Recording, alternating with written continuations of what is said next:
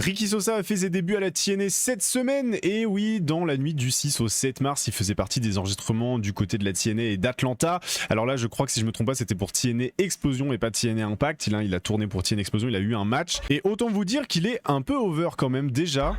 Il a remporté son match du coup lors des enregistrements. Le show devrait être disponible normalement dans les jours qui arrivent. Je crois que ça ne l'est pas encore. Et écoutez,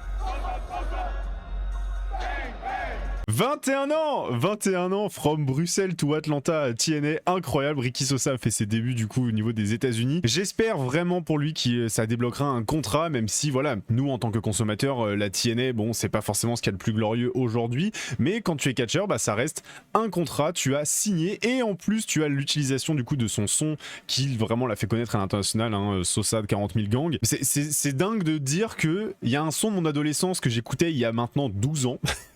Quand j'en avais 14, un son que j'écoutais quand j'avais 14 ans qui résonne dans les arènes de la TNA en 2026, je trouve ça assez dingue. Bref, Ricky Sosa a fait ses débuts aux États-Unis, je suis très heureux pour lui et j'espère que ça ira très loin, il le mérite, c'est un grand profil.